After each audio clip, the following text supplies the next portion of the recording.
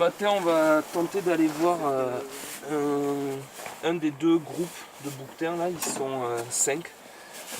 Et j'ai pu observer un comportement de rut dans ce groupe fin décembre. Et du coup, on va aller voir si fin janvier ils sont toujours actifs et puis comment ils se portent. Maintenant que la neige est un petit peu arrivée.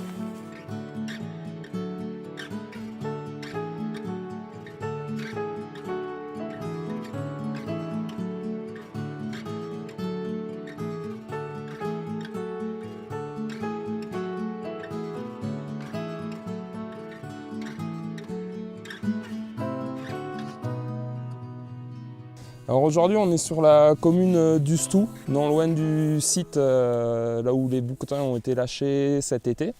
Donc on est dans la vallée d'Auxèze. Alors moi je suis technicien au parc naturel régional des Pyrénées ariégeoises et je suis chargé de projet bouquetin. Donc je m'occupe de toute la partie terrain suivi en partenariat avec la Fédération des chasseurs de l'Ariège. Et après il y a aussi tout le volet communication, sensibilisation, animation. Et également de toute la partie relation avec nos partenaires. Alors on est là pour s'assurer de la bonne santé des animaux et en plus vu qu'on est sur la fin de la période de rut, c'est pour voir si on peut apercevoir des comportements qui attesteraient d'une possible reproduction cet hiver.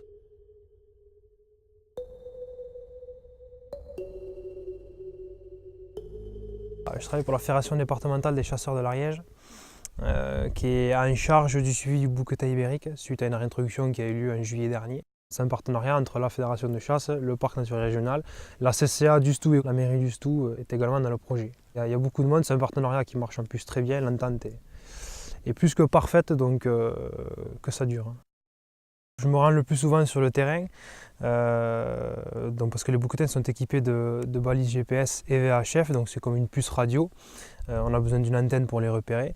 Et donc je vais sur le terrain, je vais aux endroits, du moins j'essaye de me rendre aux endroits où ils sont présents, où ils sont localisés, pour pouvoir voir leur état de santé, vérifier s'il n'y a aucun problème, si tout va bien. La fédération de chasse, elle a justement ce rôle de suivi de l'espèce, suivi du bouquetin. C'est son rôle essentiel dans la mission.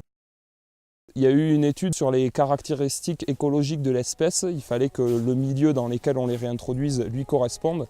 Donc pour le bouquetin, il faut l'élément principal qui est indispensable à sa présence, c'est le rocher. Il faut qu'il y ait des falaises, des éboulis, des endroits où il puisse se réfugier en cas de danger, puisqu'il a une technique de fuite qui est de s'enrocher pour être inaccessible aux prédateurs.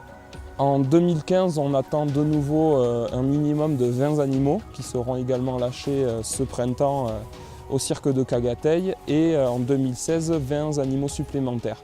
Pendant 3 ans, on aura un suivi quotidien des animaux par localisation GPS avec d'autres informations qui seront exploitées par l'INRA de Toulouse pour la valorisation scientifique. Après, nous, pour le suivi, c'est jumelles, longue vue, l'antenne pour les localiser et après, des bons yeux.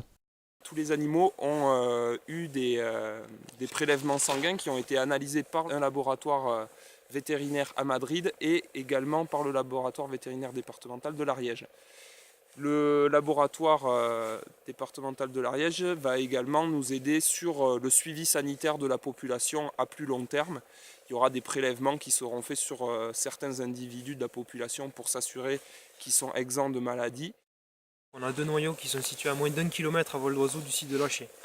Et ça, c'est pas négligeable dans le sens où on peut avoir une facilité de reproduction beaucoup plus importante que si on avait des individus isolés. Il y a 21 individus qui sont présents. Donc pour l'instant, il y a un sexe ratio de 9 mâles pour 12 femelles. On espère bien sûr au printemps avoir quelques cabris, avoir quelques jeunes, vu qu'on a pour le moment 2 noyaux bien formés. Mais en termes de sexe ratio, on ne sait pas, ça va être la surprise du chef. On ne sait pas si on aura des mâles, des femelles et combien on en aura et si on en a. Mais on mise beaucoup là-dessus, justement pour essayer d'avoir une population encore plus viable que ceux qui vont être réintroduits et de se faire encore plus naturel, puisque ce seront des cabris qui seront nés sur le site, et ce seront donc les premiers petits bouquetins, les premiers petits cabris ariégeois. Voilà, ça il faut le dire, c'est une fierté. Il faudra toujours quand même qu'on soit sur le terrain pour surveiller l'accroissement de la population. Le fait qu'il y ait beaucoup plus d'individus, beaucoup plus de bouquetins sur le terrain, forcément on aura plus d'observations. Par exemple, je prends l'exemple des chasseurs, verront plus souvent les bouquetins, même un simple randonneur pourra observer plus facilement un bouquetin. On aura beaucoup plus d'observations qu'actuellement où on n'en a que 21. Mais le suivi ne s'arrêtera pas. Il faudra quand même toujours contrôler l'état sanitaire, contrôler l'accroissement naturel de la population, etc. Ça reste une espèce protégée pour la simple et bonne raison que pour l'instant il n'y a que 21 individus. Elle restera certainement protégée relativement longtemps, le temps du moins qu'une population viable se crée, une population viable prenne racine, fasse souche. Le but, il ne faut pas oublier, c'est de recoloniser l'ensemble des Pyrénées et non pas que l'Ariège. On met en place plusieurs outils de sensibilisation, donc certains à destination du grand public, comme une exposition permanente au château de Seix, des expositions temporaires qui prendront place dans les différents points d'accueil du parc naturel régional. Et on travaille aussi avec les écoles du parc, donc en mettant en place des animations et en leur proposant des sorties en montagne à la découverte du bouquetin ibérique.